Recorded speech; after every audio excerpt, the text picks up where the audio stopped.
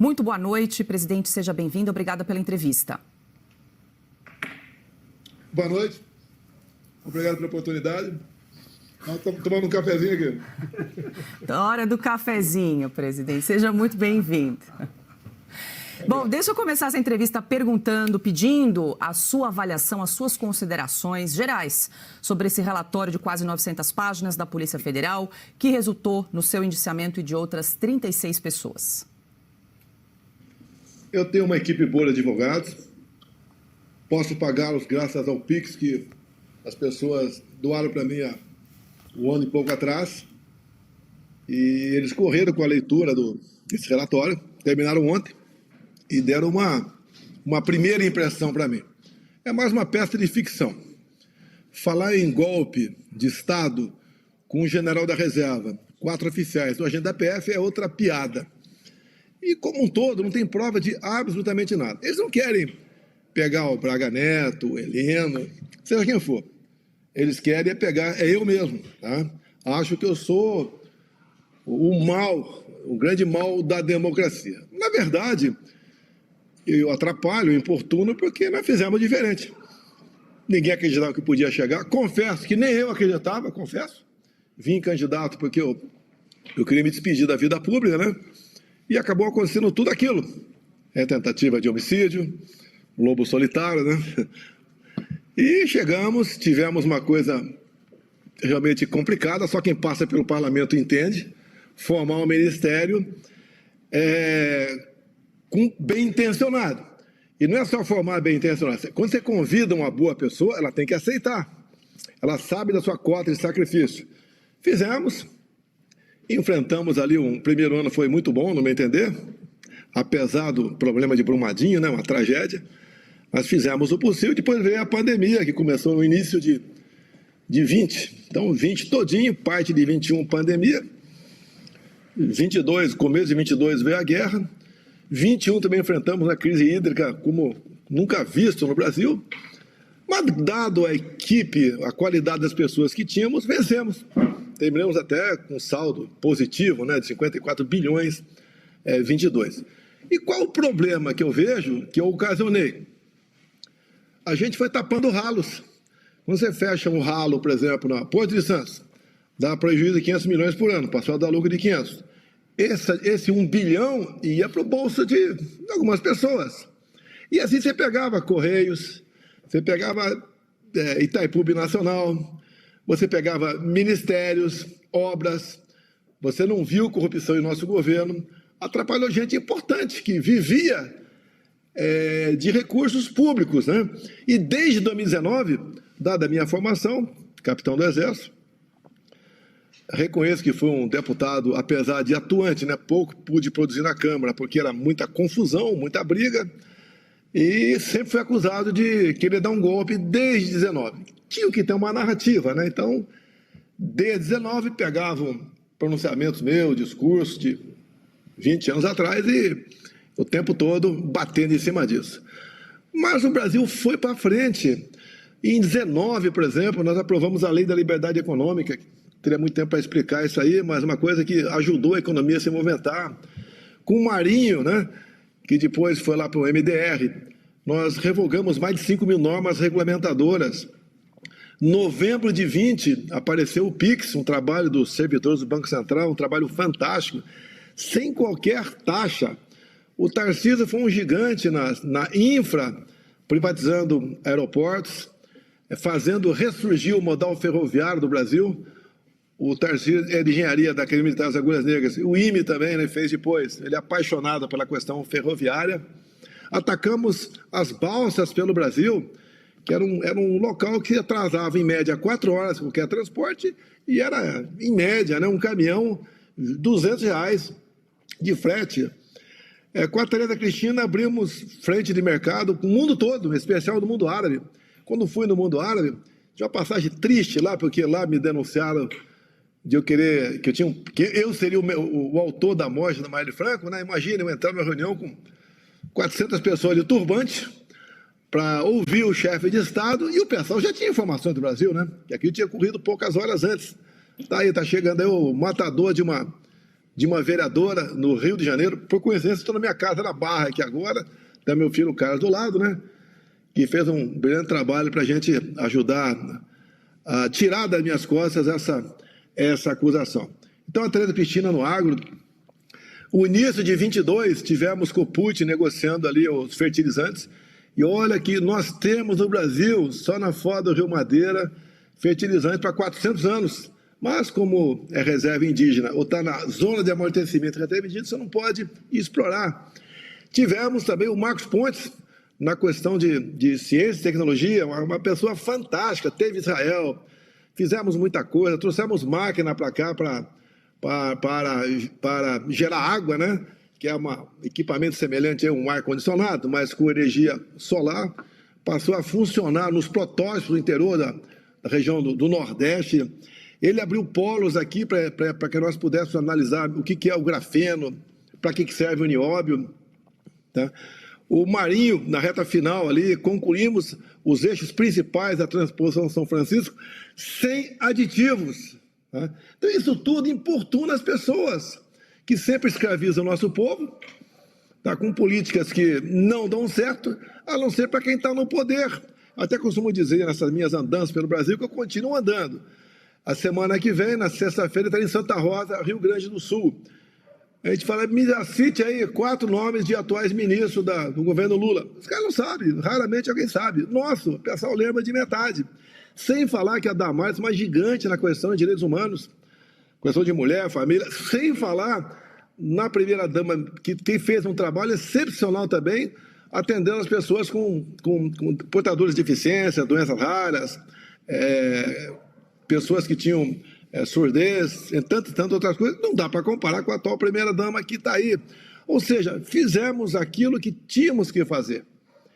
E você vê, né, quando fala em Itaipu Binacional, eu sempre recordo, era uma empresa binacional que apenas gerava energia no Brasil. Nós chegamos, tinha muita coisa errada lá, e Augusto, uma empresa que é cobiçada pela cúpula do poder, né? Porque lá ela não é auditada pelo TCU, então você pode botar a mão até o sovaco, que não tem problema nenhum. Você é impegável, não tem como te pegar. E nós não fechamos esse ralo, começamos e terminamos a segunda ponte com o Paraguai, 470 metros de vão, então não é uma pinguela. Começamos a terceira ponte lá em Porto Murtinho, alongamos em 600 metros o aeroporto de Foz do Iguaçu, está em condições agora de avião de qualquer tamanho pousar lá. Atendemos o governador Ratinho, que tem um trabalho excepcional naquela região. Atendemos asfaltando a Transboiadeira em 43 quilômetros. O Ratinho fez um trabalho fantástico tocante a PCHs. Tem quase 200 pequenas centrais hidrelétricas no Paraná, e algumas delas praticando a piscicultura.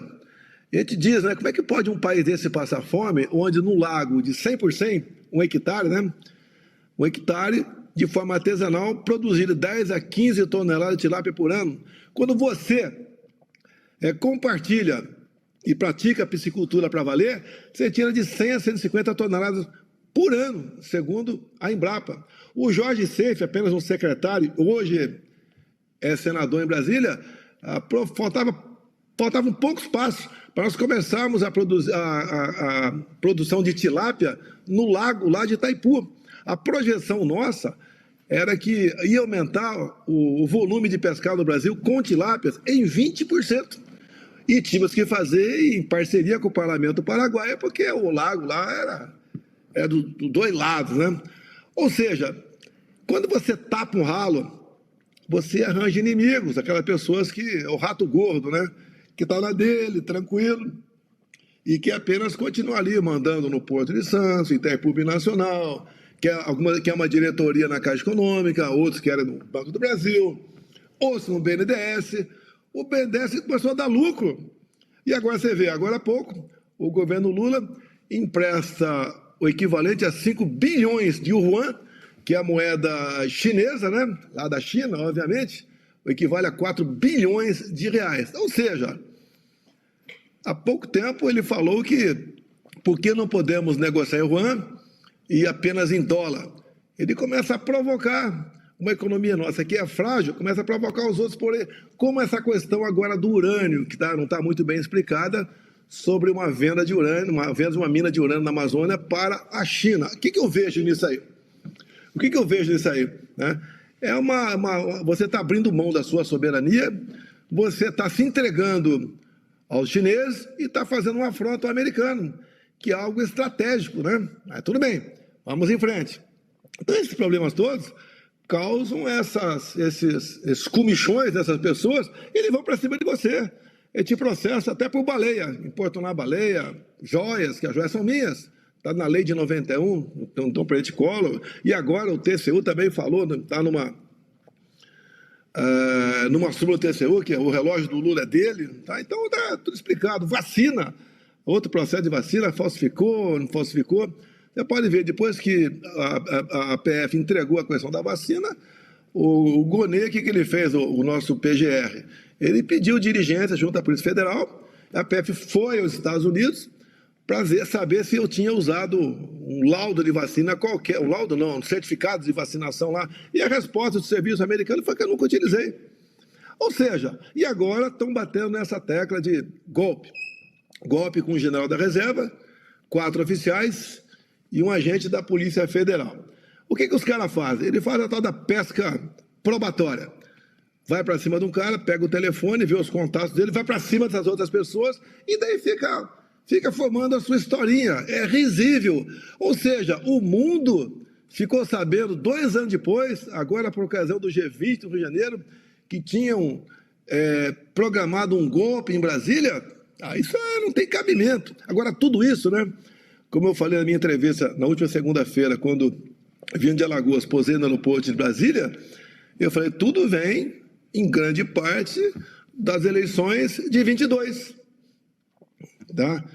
E houve um sentimento de insatisfação junto à população. Ninguém entende como é que eu ando pelo Brasil arrastando multidões.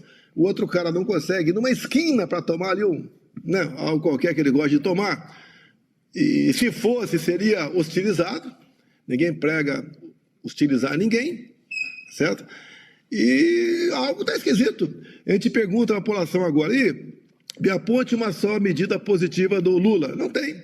Eu tive agora, por exemplo, em Alagoas, lá em Milagres e também em Porto de Pedras. E quando eu vou para a rua, não é para ficar andando, o povo tirar foto também, mas entra no mercadinho, conversa com o dono da birosca, como é que está o preço das coisas aí? Subiu bastante.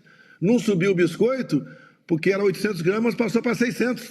Então tem uma inflação aí, escamoteada aí. E como é que é a questão de, como é que era o Bolsa Família? Até eu chegar, era em média R$190, passou para 600. Com responsabilidade fiscal. Porque o Nunes, em 20, né? O que aconteceu? Uma ordem do Supremo, que toda semana tinha uma decisão do Supremo em cima de mim, mandaram pagar precatórios desde Pedro Álvares Cabral. E aquilo, apavorou a gente. O que eu fazer? Nos socorremos do Lira. Então, via medidas legislativas, nós alongamos o pagamento dos precatórios de uma forma racional. Sobrou dinheiro, porque nós conseguimos fazer uma coisa inacreditável, né? Quando o governo agora aumenta impostos. Lá atrás, o Paulo Guedes, tivemos a ideia, essa eu vou dividir com o posto de Ipiranga, né? A diminuição de impostos, e com a nossa diminuição de impostos especial dos combustíveis, passamos a arrecadar mais. Então, sobrou dinheiro para você dar um bom Bolsa Família ao pessoal, razoável. E outra, nós permitimos que o beneficiário do Bolsa Família pudesse arranjar emprego sem perder o Bolsa Família. E mais, dava um extra de R$200 por 2 anos. Ou seja, nós fizemos o que tinha que ser feito, estávamos libertando o povo brasileiro. Com as medidas do Paulo Guedes, entre elas a redução do IPI, ele reduziu 1/3 do IPI de 4 mil produtos. O que o Paulo Guedes dizia? É a nossa reindustrialização. Você tira o peso de cima do empresário, sobra recurso para ele, ele pode investir para melhor produzir aquilo da tua empresa e a preço mais competitivo.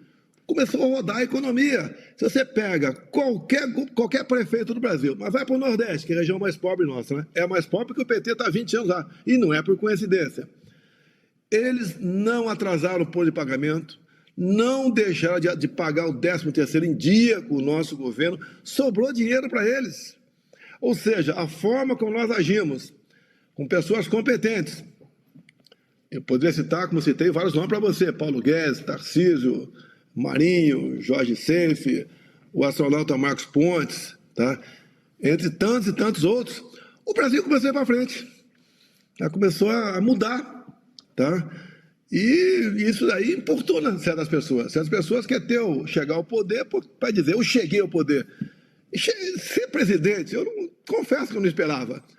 E quando me elegi, eu ajoelhei em casa e falei: meu Deus, qual foi o meu pecado para receber a presidência? O que aconteceu? Tá? Eu estava crescendo no Brasil todo.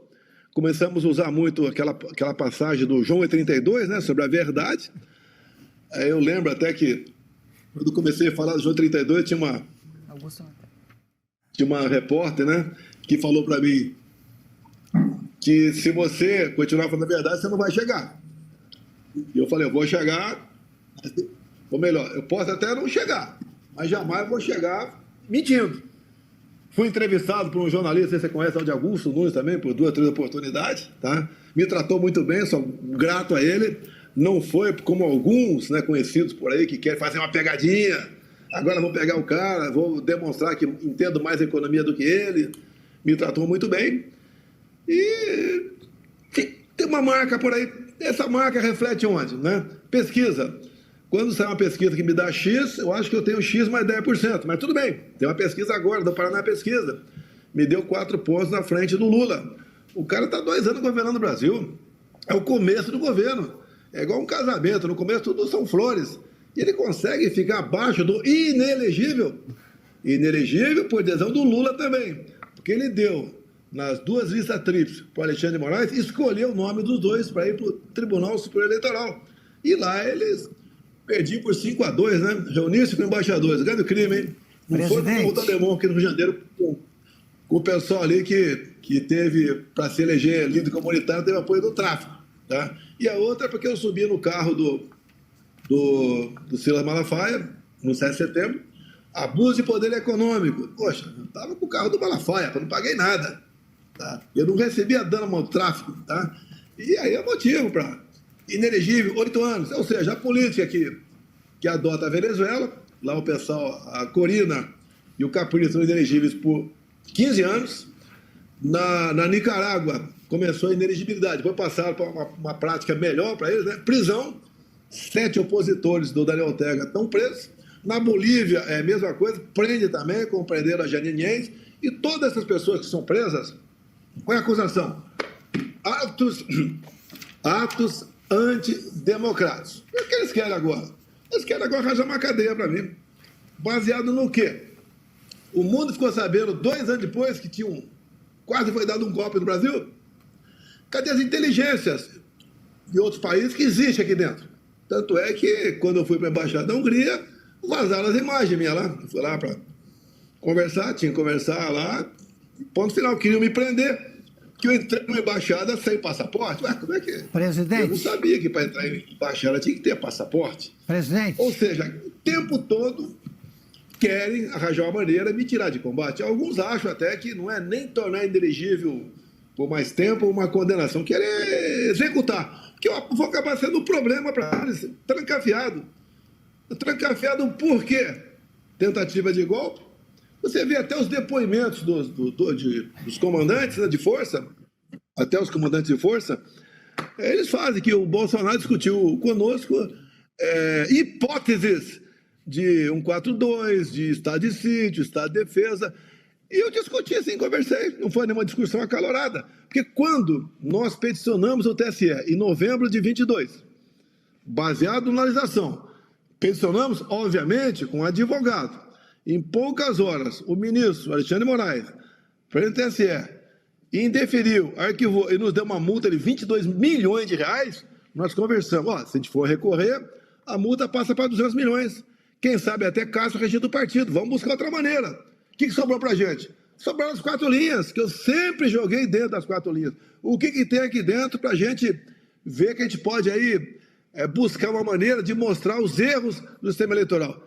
Não, rapidamente não viu que não tinha um sucesso, não tinha, esquece, abandona isso aí, ponto final, não discute mais. Agora, mesmo assim, quando se fala em golpe usando a Constituição, O que está dentro da Constituição, você pode utilizar. E eu batia muito, né, na questão, com muito, o pouco que conversei, estado de sítio. Tanto é que a turma do Alexandre de Moraes, né, o seu juiz auxiliar, a sua equipe de PFs amestrados, estavam batendo o tempo todo estado de sítio. Daí eu peguei, na Paulista, eu falei, o que é estado de sítio? O presidente tem um problema, né? Tá? E ele, ao estudar a possibilidade de sítio, ele convoca os conselhos da defesa e segurança. Ali tem gente do governo, tem líder da minoria, líder da maioria da Câmara, do Senado, é um pouco mais de 20 pessoas, e debate o assunto. Daí ele manda uma mensagem ao parlamento pedindo autorização para decretar o estado de sítio com os respectivos considerandos. Por que o presidente quer o estado de sítio? E nos considerando, se o presidente, porventura, mentir ou tiver algo ali que sirva de desinformação, ele está em curso em crime de responsabilidade. Agora, o presidente só baixa o decreto se o parlamento autorizar. É a mesma coisa que dizer, não é o presidente que assina o decreto, quem assina é o parlamento. Isso é crime? Isso é golpe? Presidente. Jogar dentro das 4 linhas, eu sei que no Supremo tem alguns, tem ojeriza o artigo 142. Por exemplo, o artigo 142 pode ser usado por qualquer um dos poderes, não é o poder executivo. Lá diz, é tese lá do Ives Gandra, não vou discutir, porque eu não sou sequer rábula, né? Não sou advogado, tá? Que poderia ser feito dessa ou daquela maneira. Vimos agora há pouco, eu não sei quem, querendo processar o Ives Gandra por ter desenvolvido uma tese sobre o artigo 142. O Ives Gandra, um senhor, acho que mais de 80 anos de idade, um histórico de serviço prestado ao Brasil na questão jurídica, na reta final, porque nós todos vamos embora um dia, né? Você colocá-lo como alguém que estimulou esse golpe de festim, Presidente. esse golpe que é uma pirotecnia. Presidente, queria aproveitar esse assunto. O único golpista até agora que eu vi que tentou matar um inimigo político foi o Adélio Bispo dos Santos, né? Naquela época, o senhor falou que ninguém faria aquilo sozinho, né? Havia alguma coisa por trás, havia um movimento ou um grupo. Recentemente, houve esses casos do suicídio na Praça dos Três Poderes e ministros do Supremo e gente do governo, todos eles disseram que aquilo não podia ter acontecido sem ajuda. Eu pergunto, a Polícia Federal arquivou o inquérito sobre o atentado que o senhor sofreu ou continua sendo investigado alguma coisa? Augusto, se me permite, é questão de opinião, eu e você, né? E eu não bato o martelo que aquele cara do fogo de artifício se matou. Ele pode ter sido executado, ser neutralizado com um tiro. Ninguém cai no chão com algo pegando fogo pela tua cara e fica ali 8 segundos até explodir. O cara se afasta do fogo, é instintivo, mas tudo bem, não vamos entrar nesse mérito aí. Bem, o episódio comigo aconteceu, né, na tarde, meia dúzia de setembro de 2018. Primeiro, eu tinha à minha disposição mais de 30 policiais federais. Tá? Não é que eu convoquei nem pedi, não. Quando começa o tempo lá que você está realmente envolvido nas eleições, de acordo com a sua chance de vitória, você tem mais policiais ao teu lado. Eu agradeço a esses policiais que, após a facada, tinham feito uma rota de fuga minha, né, de evacuação até o hospital. Se esses policiais federais não tivessem feito isso, eu teria morrido por sangramento ali. Daí eu procurei a minha... quase sempre eu usava, né, um colete, não achei. Daí eu costumo falar uma palavra, né, que eu não vou pronunciar aqui, vamos embora. E foi embora. E quando chegou ali na Praça Ralph, um pouco mais abaixo, os prédios ali, aconteceu ali a facada do Adélio. Você vê, momentos antes, quando eu estava lá em cima, questão de 30 minutos antes, eu estava perto da Pajero, tá? E meu filho, o Carlos, estava do meu lado. Você tem imagens, o Adélio chega perto do meu filho, daí sem querer ele entra no carro e não acontece. Bem, houve a facada. Antes disso, no dia 5 de junho, o meu filho, o Carlos, foi num clube de tiro em São José, Santa Catarina, para praticar o tiro lá. Por coincidência, quem estava lá? O Adélio Bispo. Só que meu filho faltou nesse dia, acabou não indo, por um motivo qualquer, não sei. Mas estava lá, está registrado. Quem deu essa informação privilegiada para o Adélio? Alguém deu essa informação privilegiada para ele. Ele é um lobo solitário. Outra, ninguém duvida, né, que ele era um desempregado, não tinha ganhos, era uma pessoa sem muita cultura. Tá? Bem, mas no mesmo dia, meia dúzia de setembro, alguém aí usou o nome dele para entrar na Câmara. Ué, a Polícia Federal não pegou os registros da entrada, filmagens, nada. Ele era filiado ao PSOL. Por que que... Olha só, olha o ódio, né? Se fosse do PL não tinha problema, é do PSOL. O que aconteceu? Bem, no dia seguinte, confirma aqui se o dia 6 de setembro foi numa sexta-feira, por acaso, uma quinta. Bem, era um feriadão. Geralmente, Augusto, um feriadão, a não ser que você tenha o seu programa de rádio aí, o médico, não sei o quê, que não tem feriado, né? Esse feriadão você se programa. Você, advogado, por exemplo, você não trabalha no feriadão, a não ser em casa. Mas geralmente você usa para sair com a família. 4 advogados apareceram em Juiz de Fora no dia 7 de setembro. Um com avião particular. Bem, daí começa a briga, né? Para a gente quebrar o sigilo do telefone do Adélio, não é do advogado, não. A justiça não deixou a gente quebrar o sigilo do Adélio. Tá? Agora, quebrar o sigilo do meu advogado. Um dos advogados meu, né? O Frederico Vassef. Quebrar o sigilo do advogado. Fizeram uma busca e apreensão em cima do advogado. Sem alguém da ordem acompanhando. Pelo que eu sei, quem é advogado aí, recebe a busca e apreensão no escritório dele, tem que ter alguém da ordem acompanhando. Sem ninguém acompanhando. Por volta de meia-noite. Bem, o delegado, me fugiu o nome dele aqui, é Moraes, por coincidência, né? Encarregado do inquérito na Polícia Federal, delegado da PF, ele investigou. Chegou à conclusão que era um lobo solitário, apesar de todos os indícios. Tá? Ele está pagando uma pensão lá sem dinheiro, mas pagando uma pensão em Juiz de Fora, etc. Bem, esses advogados, então, um chegou do avião particular lá e não fizeram nada com os advogados. Nada. Fizeram busca e apreensão em cima do meu. No outro fato na frente. Pegaram o telefone dele, esmiuçaram o telefone dele. Ele teve que recorrer à ordem, eu não sei mais quem, porque ali tinha segredos, logicamente, de clientes dele. E o advogado tem esse direito de trabalhar dessa maneira. E o delegado encarregado, que chegou à conclusão que era um lobo solitário, esse delegado, quando o Lula assumiu, pegou a diretoria mais importante da PF, a diretoria de inteligência da PF. Ele foi ser diretor de inteligência. E a própria mídia diz que essa diretoria está basicamente voltada para perseguir Jair Bolsonaro. Você responde por tudo. Por assassinato de tilápia no lago, desaparecimento de R$ 2.900 em moedinha, acusando a primeira-dama, desaparecimento de 180 imóveis, depois aparece. As moedinhas apareceram também, que havia sido doada pela primeira-dama, a Missão de Caridade de Brasília. A questão da baleia é uma coisa ridícula, ridícula. O MP mandou arquivar, daí o Ministério da Marinha Civil mandou recorrer. Daí que é com a mão de uma outra senhora lá que tocou para frente o processo.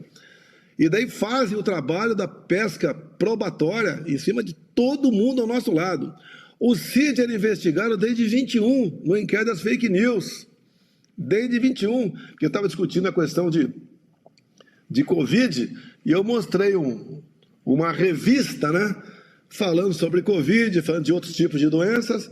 Pronto, o Alexandre Moraes encarou como fake news, mas peraí, se é fake news não é meu, é da revista. Foi para cima.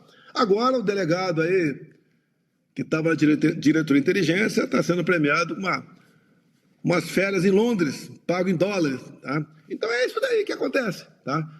E essas pessoas, como o próprio Fábio Schor, que agora tem 2 deputados, o Van Hatten e o cabo Gilberto, e talvez o Eduardo também, porque usou a tribuna da Câmara para criticá-lo, né? Esse delegado que é um dos grandes responsáveis, porque acontece, que a gente aprende, né? Não é só no meio militar, não, no meio civil também, ordem absurda não se cumpre. E esses caras cumpriam qualquer ordem. E tanto é verdade que o juiz auxiliar lá do Supremo Tribunal Federal, do senhor Alexandre de Moraes, vazou áudios dele, né, conversando com o encarregado do grupo de combate à desinformação, falando, entre outras coisas, olha, o chefe, né, o ministro, quer que imponha isso no relatório, se não botar, ele vai acabar vindo aqui. Olha, o ministro, que é o Alexandre, está sem ter o que fazer, então ele fica vendo o processo. Olha só, o cara, a vida dele é o tempo todo obcecado, vou pegar o Bolsonaro. É o Bolsonaro, é o Bolsonaro, é o Bolsonaro, tá? Ele quer que você mude isso no relatório. Por isso, Augusto, que esses inquéritos são secretos, né? O tema é outro, né? São confidenciais, mas são secretos. Porque você pode mudar uma página do mês passado, mês retrasado e de 5 anos atrás, para formar a historinha que você bem entender. Alguém da história, eu acho que é do, não sei se é do antigo União Soviético, da Alemanha nazista lá, que ela falava, me dê o nome que eu acho o crime. É isso que os caras fazem. Agora, como a gente está limpo, não deve nada para ninguém, fazem barbaridade comigo, eles ficam revoltados. Corrupção não deu certo. A terceira busca e apreensão não é que eu sofri na minha casa, lá na Vila Histórica de Mambucaba. A PF não chegou às 6 da manhã. No dia anterior, nós tínhamos feito uma live, né, com 500 mil pessoas. Ou seja, 100 vezes mais pessoas assistindo minha live do que a live semanal do Lula, que dava 5 mil. Tá? Presidente. Então lá, nós para pescar, eu até falei na live que ia pescar, e Chapéu chegou às 7h30 da manhã. O aparato todo, né? Chegou o helicóptero também, ficou 10 minutos sobrevoando ali para chamar a atenção. Só estava a TV Globo lá, uma menina TV Globo lá, mais ninguém. Depois que chegou mais gente. E aquele escândalo todo. Bolsonaro fugiu de jet ski. A PF acabou de encontrar na casa do filho do presidente, o Carlos Bolsonaro, um laptop da BIM. Quando você fala isso e bota no primeiro órgão de imprensa, isso explode no Brasil e no mundo. Penas é lançado ao ar. Depois, logo depois, olha, o laptop não tem nada a ver com o Carlos Bolsonaro. Ele não fugiu de jet ski. Agora, conversei com quem ficou em casa, né? Pessoas ficaram em casa. Os caras usaram equipamento de última geração. Botaram roto-router até no esgoto, né? Na fossa séptica lá de Mambucaba. A gente achava lá um brilhante saudita, né? Uma joia, seja lá o que for, dinheiro, dólar escondido. Não é que não acharam, não vão achar nada, não tem. Você tem que ter, quando você desconfiar de alguém que praticou um ato de corrupção, né, dinheiro, etc., tem que ter uma suspeita de origem, de onde poderia ter vindo aquele recurso. Daí me acuso. Pô, não, vale a pena. Vai, conclui aí, só para a gente tirar a roda aqui, que tem mais perguntas. Eu tinha mais ou menos 800 mil reais da minha poupança, toda a fortuna que eu tinha, no Banco do Brasil, transformei em dólar e botei no BB América dos Estados Unidos, porque eu não sabia quanto tempo ia ficar lá. Levou dinheiro para dar golpe. Dinheiro para dar golpe, 800 mil reais. O último país para usar dinheiro para usar para golpe é os Estados Unidos. O último. Teria que parar no fiscal.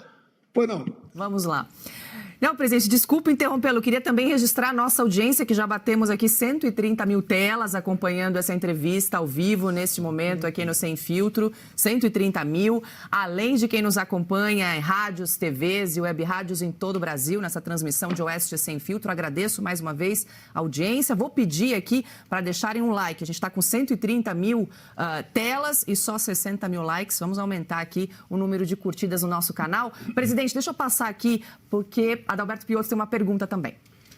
Presidente, boa noite. Obrigado por nos atender aqui. Rápida a minha pergunta. A gente viu recentemente o ex-presidente Michel Temer minimizando completamente a tese do golpe lá do dia 8 de janeiro. Agora, recentemente também. Aliás, ele derrubou qualquer argumento em relação a isso.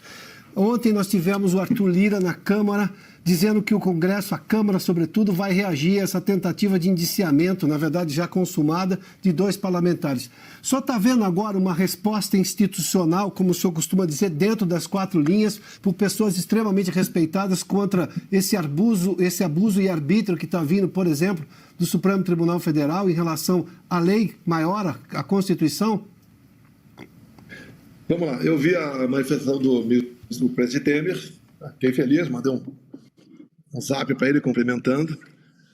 Como disse agora há pouco, ninguém vai dar golpe com um general da reserva, 4 oficiais e um agente da Polícia Federal. Tá? forçam a barra demais. Fica péssimo para o Supremo Tribunal Federal, fica horrível para a Polícia Federal. Também, além do Temer, há pouco tempo, o próprio ministro Zé Múcio, da Defesa, logo depois do 8 de janeiro, ele falou que aquilo não era golpe de Estado. E também falou, depois voltou atrás, o Nelson Jobim, que foi também ministro da Defesa, que foi integrante do Supremo Tribunal Federal. Essa questão agora do Arthur Lira. Quando eu vi ele falando, eu tenho uma rede de um pouco mais de 100 deputados federais que não dão opiniões, né? Eu passo matéria fria para eles, para evitar até distorções. E eu falei para eles, nos meus bons tempos de deputado federal, eu estaria elogiando agora o Arthur Lira. Eu mandei para os parlamentares, vários subiram à tribuna e fizeram elogios a ele. Essa história do artigo 53 da Constituição, que deputados e senadores são invioláveis por palavras, opiniões e votos, era assim mesmo que eu te falei, invioláveis por palavras, opiniões e votos, de 88 a 2001. Em 2001, eu estava em Brasília, porque cheguei lá em 91. Aquela discussão, o que é, o que pode e o que não pode. Para evitar problemas, o que o Congresso fez em 2001? Não sei quem foi que apresentou uma proposta de emenda à Constituição, botando o pronome indefinido quaisquer. Deputados e senadores são invioláveis por quaisquer palavras, opiniões e votos. O que é quaisquer? É quaisquer.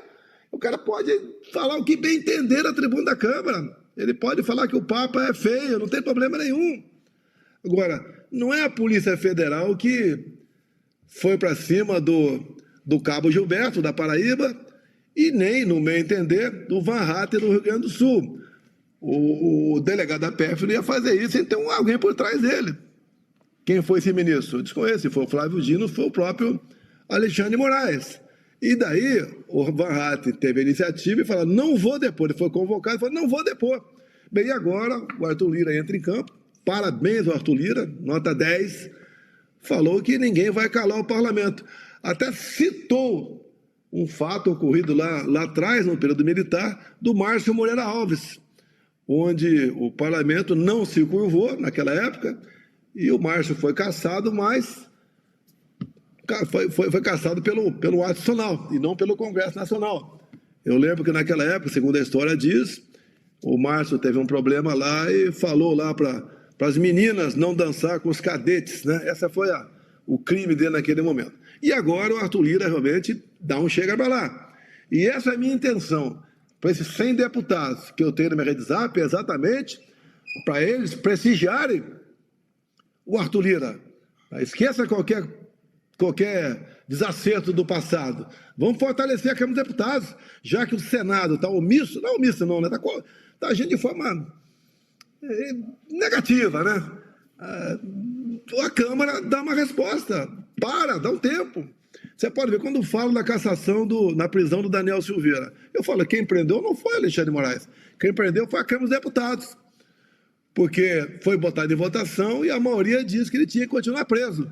E no dia seguinte, não foi fácil a decisão da minha parte, foi difícil, dei a graça para o Daniel Silveira. Lamentavelmente, se ele viesse vindo candidato à reeleição como deputado federal aqui pelo Rio de Janeiro, ele teria tido outro destino. Veio ao Senado e aí não deu certo. Tá? Lamento.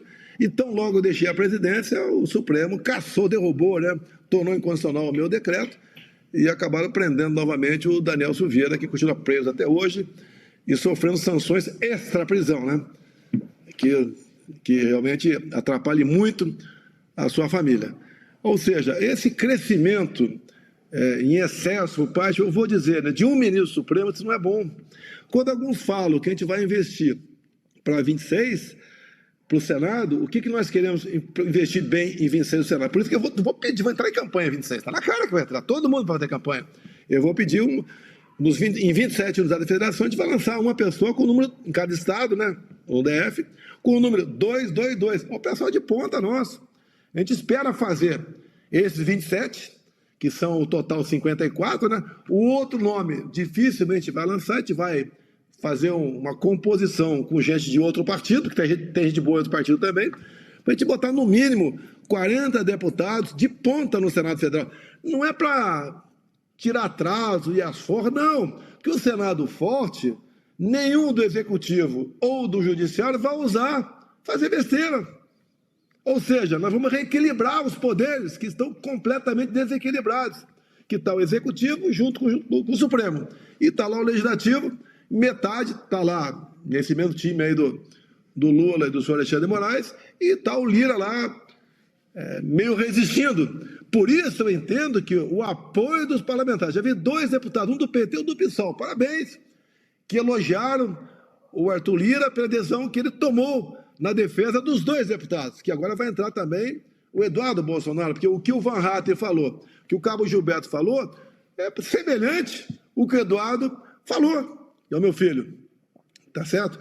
Então, o Lira está de parabéns, repito, tá? Eu fico orgulhoso de ver alguém, o presidente da Câmara, ter uma decisão como essa. Eu gostaria que o Pacheco fizesse algo semelhante na casa por lá de lá, mas eu acho que de lá de diante não pode esperar nada. Não é revanche, não. É mostrar, aqui não, aqui é minha casa, aqui comanda sou eu. Não vai um delegado da PF aqui, oficial, um deputado, e você vai responder porque você usou a tribuna da Câmara. Eu não gostei do que você falou. Que trem é esse, pô? Que pipoca, que democracia mequetrefe é essa? Então, temos áreas de resistência. Eu fico muito feliz com isso aí. Presidente, 131 mil telas nesse momento acompanhando essa entrevista. Deixa eu aproveitar, Ana Paula Henkel hoje está de folga, não está conosco, mas deixou uma pergunta gravada para o senhor. Um feliz dia de ação de graças para o senhor, tudo de bom para o senhor, para a sua família. A pergunta que eu tenho, presidente, é a seguinte.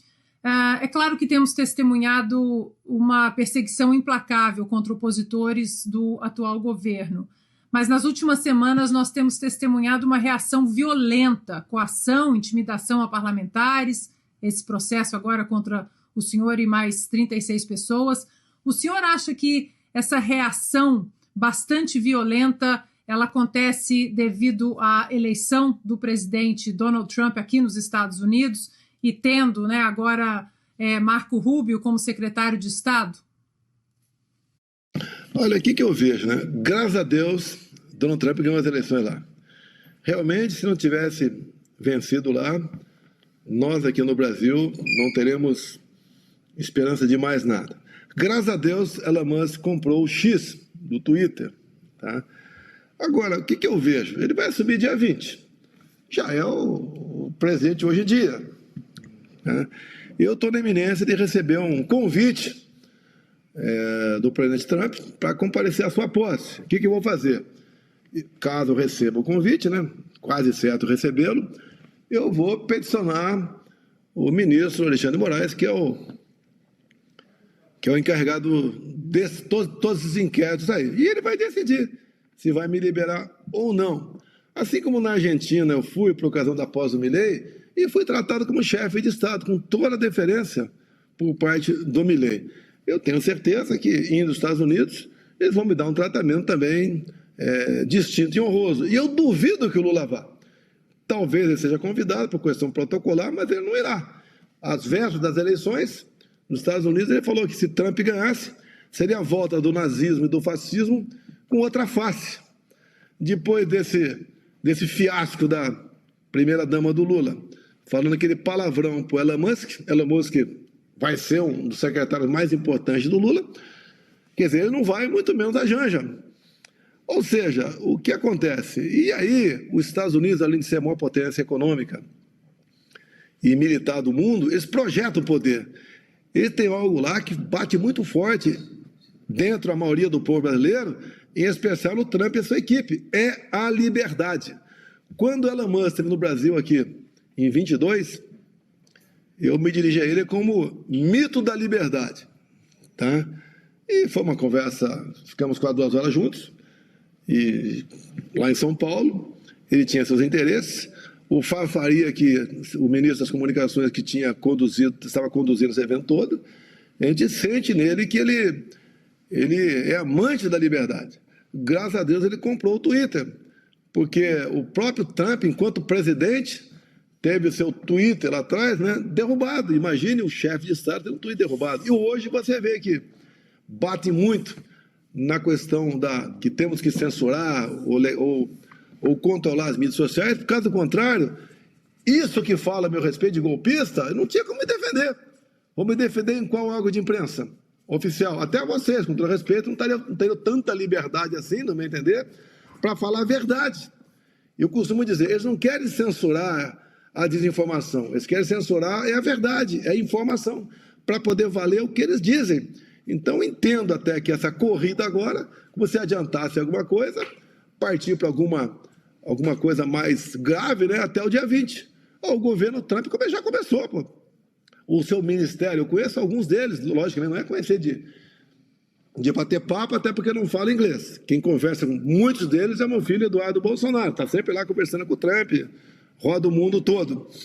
Não vai adiantar nada. Ninguém vai pedir sanções dos Estados Unidos para com o Brasil. Agora, algumas medidas, eles vão tomar. E o que é natural acontecer, até disse para você agora há pouco, quando tem a notícia na imprensa que o Brasil negociou uma grande mina de urânio na Amazônia com a China, o Lula está abrindo mão da sua soberania, o Lula está se entregando aos chineses e está afrontando os Estados Unidos, porque o urânio é algo estratégico para qualquer país do mundo. Eu lembro que em 2009, o Lula recebeu o Ahmadinejad, ou não sei se foi aqui ou foi lá no Irã, o presidente Ahmadinejad, e ele defendeu ali que o Irã pudesse enriquecer urânio para fins pacíficos. Poxa, permitir o Irã enriquecer urânio para fins pacíficos, nem uma criança de jardim de infância vai entender isso aí, que o Irã sempre fala que é varrer Israel do mapa. E quando o Brasil aumenta o potencial de um mineral radioativo para um país que antagoniza os Estados Unidos, está na cara que o governo americano não está feliz com isso. Você pode falar, é a autonomia do Brasil. Não é autonomia, não. Não é. Porque essas questões não são tratadas dessa maneira. Você pode ver, no meu governo de 2019, 2 navios iranianos atracaram no Brasil. E veio uma decisão lá dos Estados Unidos para sancionar a gente. E rapidamente tive o apoio do ministro Toffoli, que era o presidente do Supremo Tribunal Federal, e os navios foram embora rapidamente. E daí eu chamei a atenção do pessoal nosso lá para ter esses cuidados. E nunca mais tivemos esse tipo de problemas. No governo Lula agora, 2 navios passaram por aqui, não foram sancionados pelo governo Biden. O que vieram fazer aqui? Vieram buscar, aqui não, passaram por aqui, né? Mas foram fazer o que na Venezuela? Entregar, buscar alguma coisa, deixar algum tipo de armamento, fazer o quê? E, logicamente, o americano tem que se preocupar no lugar deles. O que representa para o mundo tem que se preocupar. Estão certo ou não estão? Não vou entrar no mérito dessa questão, mas eu prefiro estar do lado deles do que do lado dos países que o Lula está nesse exato momento.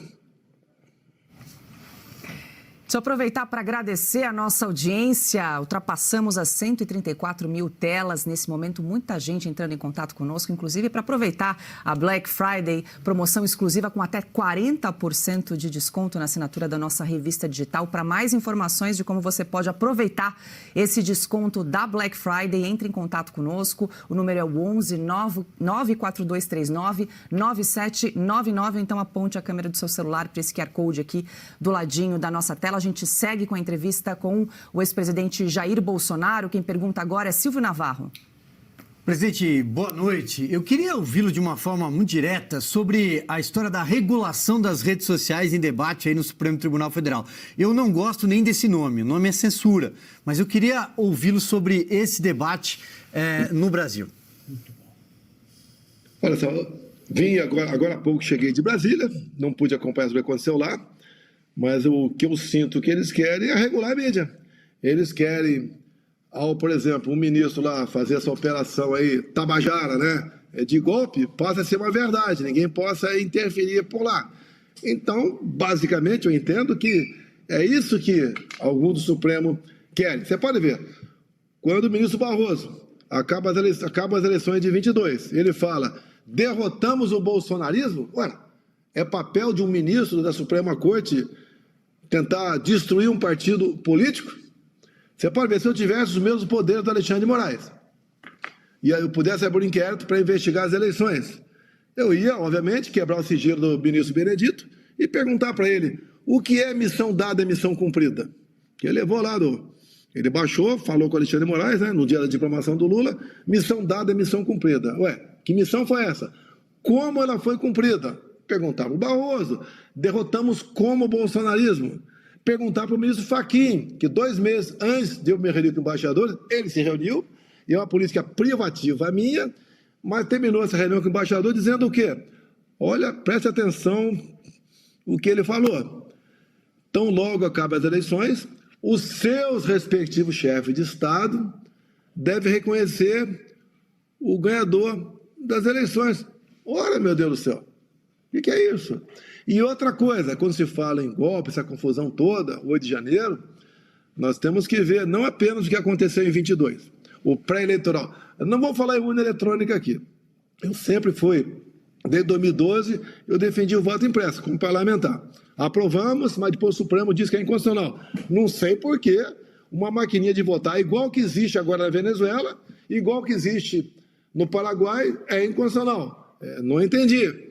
Mas não vou falar muita coisa para até não alongar. Você já sabe. Por exemplo, o Tribunal, o Superior Tribunal Eleitoral, o Tribunal Superior Eleitoral, antes das eleições de 22, fez uma campanha junto às suas mídias sociais, né? A Choquei, com dinheiro público, estimulando o jovem de 16, 17 anos a tirar título de eleitor. Geralmente, o perfil desse jovem que atrasa mais de eleitor é o jovem mais humilde, né? Onde 3/4 votam na esquerda. Eles conseguiram 4 milhões de novos títulos com essa garotada. 4 milhões. 3/4. 3 milhões para o Lula, 1 milhão para mim. Só aí o TSE conseguiu 2 milhões de votos para o Lula. E eu pergunto, é justo isso? Sem falar que eu não podia fazer live lá do Alvorada, que é a minha casa, né? Que eu não podia mostrar a imagem de 7 de setembro, não podia botar discurso meu na ONU, não podia mostrar o Lula defendendo o aborto, o Lula defendendo o roubo de celular para tomar cervejinha, as suas amizades com ditadores do mundo todo, não podia mostrar isso aí. Agora, o que realmente choca a gente, eu não posso entrar em detalhes, porque é um documento confidencial. Eu gostaria de pedir para o meu advogado para instruir a minha defesa, e tenho pedido para a imprensa, via LAI, pedir o inquérito 1361 de 2018, novembro de 2018. Então, foi um inquérito que a senhora Rosa Weber, presidente do TSE, oficiou à Polícia Federal, uma notícia de fato, para que apurasse fraude nas eleições de 2018, ou seja, como a minha. Alguém suspeitou de fraude, o pessoal foi para cima.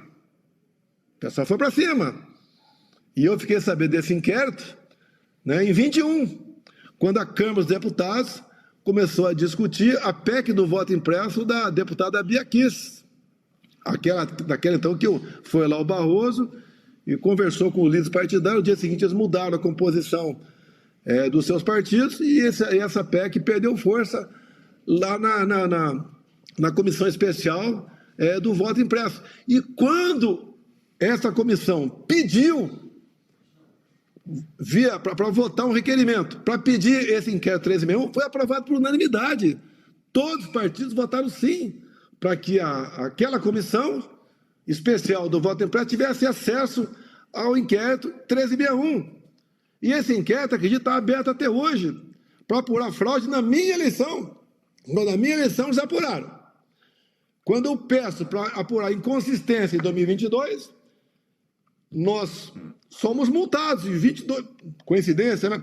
22 milhões de reais. Agora, nesse inquérito 1361, depois da minha reunião com embaixadores, que eu explanei esse inquérito lá, no dia seguinte, ele foi classificado como confidencial, secreto. Agora, não só eu, como os deputados da comissão tiveram acesso a esse inquérito. Eu acredito que hoje umas 40 pessoas têm esse inquérito em casa, mas ele foi classificado como confidencial, secreto. A gente não pode discutir. Agora, vocês cairão para trás, eu vou resumir aqui. Se tomar conhecimento que existe em 3 páginas apenas desse inquérito, é para cair para trás. Não posso falar o que é, porque eu estaria incorrendo um crime aqui em revelar um documento confidencial. Por isso eu pedi para o meu advogado, para a minha defesa, mostrar esse inquérito, que a gente vai esclarecer tudo, tá? E pedir para jornalistas, peço para vocês também, via LAI, Lei de Acesso a Informações, né, Pedi uma cópia desse inquérito 1361, primeira semana de novembro de 2018. Olha a celeridade, hein? Na primeira semana, o inquérito começou a andar. Presidente, só uma informação, a Revista Oeste pediu, via Lei de Acesso à Informação, acesso a esse inquérito. Estamos aguardando um retorno. Ok. Chegando, liga para mim que eu aponto as 3 partes para você para não dar muito trabalho, não, ok? Combinado. Deixa eu passar aqui a palavra para o Rodrigo Constantino. Boa noite, presidente. De todos os casos desses inquéritos aí, dessa investigação e desses indiciamentos dos golpistas, entre aspas, o que mais chama atenção, e a gente fala muito aqui na Oeste, talvez seja do seu ex-assessor, Felipe Martins.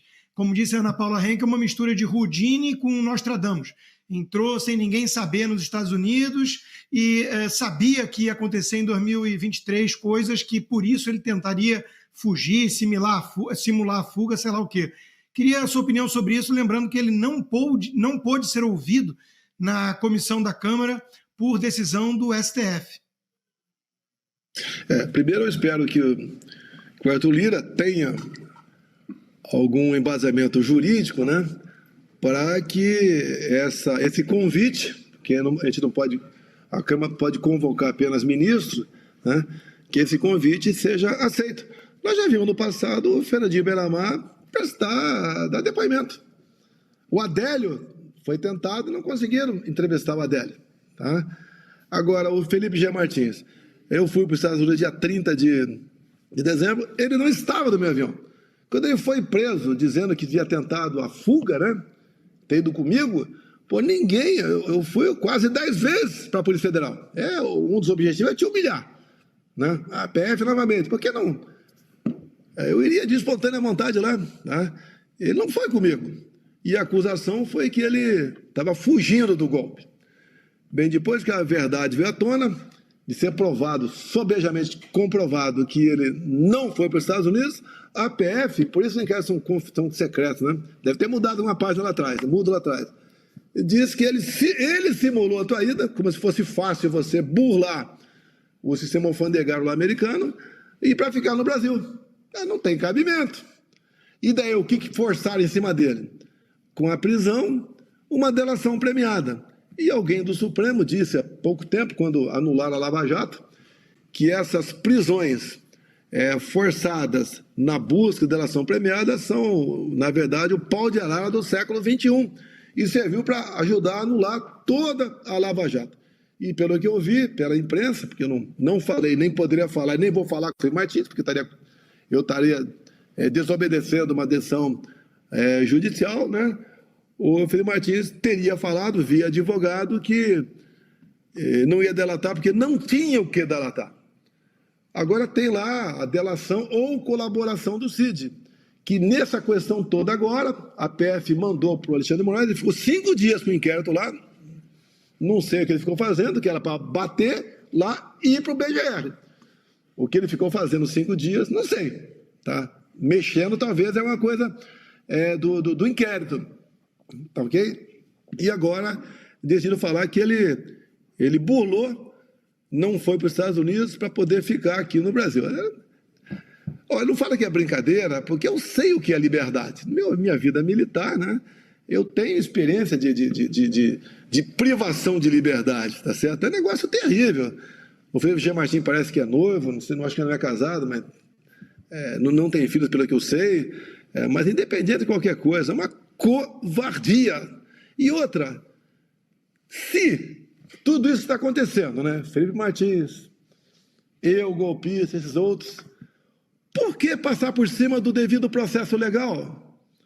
Se tem tanta certeza que iam dar um golpe no Brasil, sigam o devido processo legal. E a gente viu aí no Vaza Toga os áudios do juiz instrutor lá, do senhor Alexandre de Moraes, conversando com o Tagliaferro. Uma das passagens, inclusive, desse áudio, o juiz fala, rindo, né? Ele quer o Eduardo Bolsonaro, ou seja, ele quer prender o Eduardo Bolsonaro. Isso a gente lembra um pouco da história lá dos sovietes, né?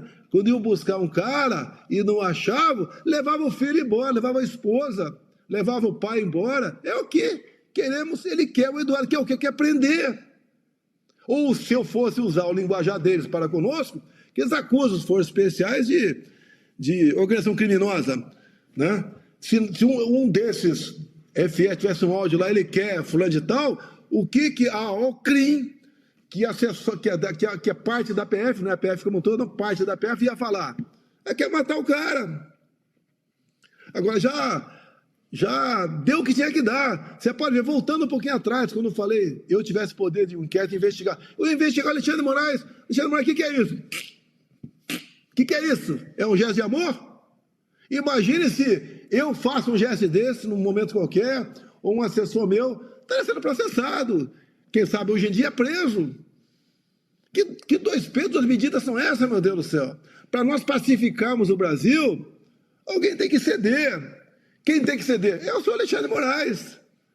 A anistia.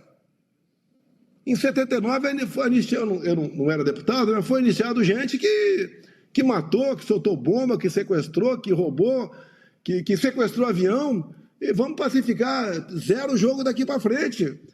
Agora, se tivesse uma palavra do Lula ou do Alexandre Moraes no tocante à anistia, estava tudo resolvido. Não querem pacificar? Pacifica. Não pode alguém acaba perdendo a vida depois de lançar alguns fogos de artifício lá, tá? Dizer que isso aí é o ódio do gabinete do ódio. Até aproveito aqui, gabinete do ódio, me apresenta uma matéria que seria desse tal gabinete do ódio. Uma matéria. Do lado de lá nós temos aquelas milícias digitais que ajudaram na eleição do Lula. Você vê agora até o Jojo Todinho falando agora que teria sido oferecido para ela R$1,5 milhão para falar bem sobre o Lula por ocasião das eleições. Eu lembro de uma pessoa que foi depor lá, um afrodescendente, que foi depor, Jean, não sei o que lá, tem o nome, até perguntaram para ele se ele havia feito propaganda para Jair Bolsonaro. Falando, eu não fiz o Bolsonaro, eu fiz para o PT. E acabaram o depoimento dele na CPI. Jansen, eu esqueci o nome dele aqui, eu lembro aqui. Então essas coisas estão acontecendo e essas medidas de força por parte de Alexandre Moraes não vai chegar a lugar nenhum. Eu fiquei vendo na imprensa agora que prenderam uma pessoa de meio mulata, né? Aí de Minas Gerais, seria radialista, que eu vi depois, ele falou um montão de abobrinha. Não vou negar, falou. Prenderam o cara. Eu lembro desse cara que uns 10, 12 anos atrás, em Minas, eu me encontrei com esse cara. Tem uma voz bastante peculiar, né?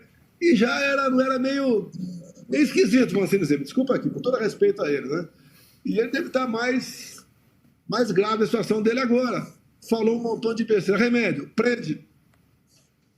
Ó, será que... Eu não ia pedir para prender ninguém, porque quem jogou o futebol com a minha cabeça tem que ser preso. Um jornalista da Folha falou que ele apoiaria um golpe militar para me tirar da presidência, vai ter que ser preso. Eu entendo como opinião dele e liberdade de expressão. Fiquei muito chateado com uma jornalista, uma mulher, no dia do aniversário da minha filha Laura, que fez 12 anos, tá? Se referiu a ela com a palavra P-R-O-S-T-I. Tá? Aí é chocante. Aí não é liberdade de expressão. E a minha filha está no colégio militar em Brasília, as coleguinhas perguntaram se ela era prosti, se era isso. Aí realmente não tem cabimento. Agora, tudo prende? Vai ficar quantos meses preso? É igual o índio Sererê, ficou 1 ano preso. Um indígena, meu Deus do céu. Que nem xingou ninguém. Estava lá criticando um poder. Tá certo? Mas ficou preso quanto tempo? Tivemos um preso, o Clasão, morreu. Eu fui, depois que abafou tudo, né? Eu fui na casa da viúva com a minha esposa. Estava lá, 2 filhas estavam fazendo lá medicina na Bolívia. Voltaram para o Brasil. Não sei o que estão fazendo agora. Destruiu famílias. Quando eu passei agora há pouco tempo em Rondônia, lá em Ji-Paraná, eu vi lá uma mulher com cartaz, daí eu pedi ao pessoal, ela foi para um canto, acabou o bate-papo, até fiz um vídeo. Essa senhora com 6 filhos, o mais velho 10 anos, escadinha, até um de colo, sem o pai, condenado a 17 anos de cadeia. O pai está foragido, não sei se está perdido em algum lugar, está na Argentina, mas está foragido. Uma mulher está criando 6 filhos, uma mulher que não tem renda nenhuma. Uma mulher que não pode nem fazer para lavar roupa para a vizinha, para ganhar vida, não pode. 6 crianças crescendo sem o pai, sem um sustento em casa. Por que esse cara foi preso? Ele, no sábado, ele chegou em Brasília, fazendo um frete lá de Rondônia para cá, descansou domingo e foi na Praça dos Poderes. Foi na praça, daí foi pego. Um dos critérios para prender e para condenar é usar a camisa verde e amarela. Nas audiências de custódia, as perguntas eram praticamente a mesma. Se o presidente tivesse falado para você ir para casa, isso não é audiência de custódia. Não tem que ter opinião na audiência de custódia. Tem que perguntar onde é que você estava, o que você fez, porque você tem que individualizar a possível pena dele. Fazia exatamente o contrário, conduzia as pessoas a responder aquilo. E agora nós vimos, né? Foi oferecido para muitos aí uma não persecução e metade não aceitou, que eles tinham que confirmar que estavam cometendo um crime. Eles tinham que dizer que estavam querendo tomar o governo Lula, que de manhã foi para Araraquara. No domingo, o Lula, que não gosta de trabalhar, é um folgado, no domingo foi para Araraquara para ver uma chuva torrencial que havia caído 29 de dezembro. E uma coisa que marca muito esse 8 de janeiro, eu estava nos Estados Unidos, nem troquei mensagem com ninguém, mandei apenas uma tuitada à noite, falei que não concordava com o quebra-quebra, tá? Mas aí o pessoal sempre diz, olha, se o golpe é do Bolsonaro, por que o Flávio Dino sumiu com as imagens de mais de 100 câmeras? Porque dá espaço para a gente... O que está acontecendo? Aí a gente conversa com as pessoas, que eu converso com todo mundo, tá? Converso com todo mundo que tinha uma força razoável de homem da Força de Segurança lá fora. E me falar que o entra e sai pela manhã é nome de carro lá na Justiça, para não que pela placa você identifica quem entrou lá. É para não mostrar quem entrou lá. E outra coisa, 8 de janeiro, a imprensa só mostrava uma imagem de um magrinho, né, cabelo meio enroladinho, com a camisa Bolsonaro derrubando um relógio e depois com o extintor tentando quebrar uma câmera. E lá o governo falou que não tinha mais imagens.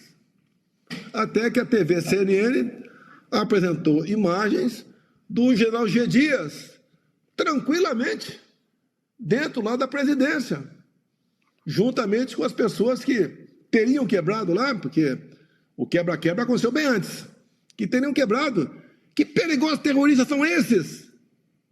Que queriam tomar o poder, queriam matar, queriam envenenar, queriam sequestrar, queriam tocar rebu. E o G. Dias estava lá andando numa boa no meio deles. Eu lamento o que a CPMI fez em Brasília.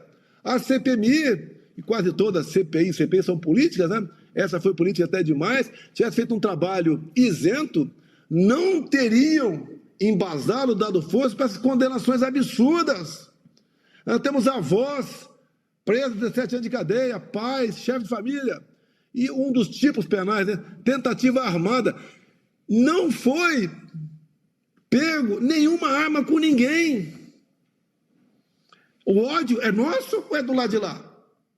Do lado de cá é Deus, pátria, família, liberdade, as cores do Brasil, é Bíblia embaixo do braço, é tendo orgulho de cantar nacional com lágrimas nos olhos, com a vendo nossa bandeira sendo hasteada. O ódio é nosso ou é do lado de lá? Eu apelo aos senhores ministros do Supremo Tribunal Federal, apelo, por favor, repensem. Vamos partir para uma anistia, vai ser pacificado. Eu não sou responsável, como o senhor ministro Alexandre diz, né, pela vida que ele não tem. Que a vida dele é Supremo, casa e quando é na festa, um evento na casa de um amigo. Não tem vida social mais. Eu não tenho nada a ver com isso. Nós não vamos falar que tem que fechar o Supremo. Não é isso. Mas a atitude de alguns prejudica o Brasil. Enquanto está aí a inflação, está o dólar R$6. Como eu disse, eu entro tudo quanto é lugar por aí. Estaria o preço dos alimentos explodindo pelo Brasil. Os R$600 de Bolsa Família dá para comprar comida para uma semana, para uma família de 4 pessoas. Está discutindo esse assunto. Comigo, nós botamos a inflação lá embaixo. O Paulo Guedes, naquela política nossa de zerar impostos, como, por exemplo, os impostos federais dos combustíveis, tivemos 3 meses em 2022 de inflação negativa. Deflação. E essa inflação alta estava no mundo todo. Nós fomos um dos 3 países que melhor se saiu por ocasião da Covid. O Brasil está voando, o povo está mais feliz. Olha como é que está o Brasil agora. Acabou a picanha, não existe mais. Agora, quando vai entrar a reforma tributária, começa a entrar a conta-gotas, né, para o dia a dia da população, produtos que têm açúcares, refrigerante, certos doces, vai o preço lá para cima. Ou seja, não estamos conseguindo comer mais. Falta um arroz de um preço razoável. Comigo chegou a R$25, o pessoal reclamava, está 40 agora. Quando nós tivemos Brumadinho, atendemos o povo. Quando tivemos a Covid, atendemos a população com auxílio emergencial. Esse governo não conseguiu atender os gaúchos naquela tragédia da enchente. Não atendeu ninguém. E você pega a população do Rio Grande do Sul, aproximadamente 10 milhões de pessoas, é 5% aproximadamente da população do Brasil. É gastar 5% que nós gastamos no Brasil, gastar com o Rio Grande do Sul. Tivemos trabalho lá, voluntário de deputados federais, como o Zucco, o Sanderson, entre o Cherini, entre tantos e tantos outros. A população ajudando. Ainda tentaram, a própria Janja falando, que enfrentamos a desinformação do Rio Grande do Sul. Não! Se não fossem os voluntários, parlamentares civis, Luciano Hang, botando o avião dele à disposição, o helicóptero dele, tantas e tantas pessoas, a tragédia ia ser muito maior no Rio Grande do Sul. Por que esse governo não atende essas pessoas? Se você tirar fora a questão de golpe deles, o que o Lula teve para apresentar? Nada. Então ele fica naquele discursinho, olha, eu garanti a tua democracia. Como, Lula? Tentando censurar as mídias sociais? Que democracia, que liberdade é essa? Qualquer um de nós aqui, sem mídia social, estaria condenado. Eu estaria preso há muito tempo, sem mídia social. Olha, querem matar 3, querem sequestrar e envenenar. Meu Deus do céu, sequestrar e envenenar. Um general da reserva, 4 oficiais e um agente da PF mandar um golpe no Brasil. O Lula nos salvou disso aí. E divulgaram isso no meio do G20. O Xi Jinping ficou na dele. Tem uns 40 acordos, né? Eu pedi para o parlamentar da Paraíba, lá do nosso partido, entrar com requerimento de informações, para termos acesso a esses acordos, para saber o que ele entregou. Há poucos meses ele entregou aí urânio também, por coincidência, para o Macron, que teve um país da África subsaariana que houve um golpe, lá sim, um golpe de Estado, né? E o cara que assumiu falou, não tem mais urânio para a França. Aí a França tinha 70% do urânio e ia de lá. Ele veio para o Brasil aqui, pegou lá o índio Raoni, tá? O Macron deu uma comenda, um colar para ele, né? Me lembrei o 1.500. Deu um colar para ele, só faltou dar um espelho.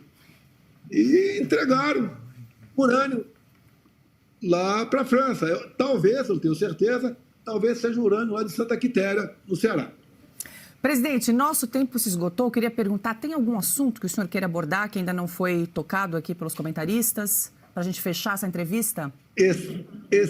Extremamente importante. Hoje, quando acordei de manhã, a minha esposa olhou para mim e eu falei, tem uma coisa errada acontecendo. Eu tentei adivinhar, falei, hoje é aniversário da minha maminha, dia do servidor, que dia é hoje, né? Eu estava acendendo e falou, hoje nós fazemos 17 anos de casado. Para variar, não lembrei, tá ok? No resto, vamos ter fé, vamos ter confiança. Para quem acredita em Deus, faça suas orações. Vamos nos informar. Tem uma passagem bíblica que diz, né? Por falta de conhecimento, meu povo pereceu. Eu fico feliz de cada vez mais pessoas se interessando pelo bom jornalismo. Graças a Deus, existem pessoas como vocês aí. Existe lá nos Estados Unidos o Constantino, o garoto lá, o Figueiredo, o Alan, entre tantos outros. Temos lá a juíza, eu tenho certeza que não consegue estar lá, que está no Brasil, vai também dar a sua participação. E eu acredito no Brasil. Essa minha andança pelo Brasil, enquanto presidente também, eu falei, mostrei o que é o Brasil, né? A nossa riqueza minerais, biodiversidade, etc., nosso potencial. Nós acordamos para isso, podemos sim ser uma grande nação. Mas não pode ter um cara como esse pilotando aí o nosso Brasil, porque não tem como dar certo. Presidente, parabéns pelos 17 anos de casado. Obrigada pela entrevista. Em nome de Augusto Nunes e de toda a equipe de Oeste Sem Filtro, a gente agradece o seu tempo para conversar conosco. Vou deixá-lo terminar o seu cafezinho e até uma próxima oportunidade. Obrigado. Valeu.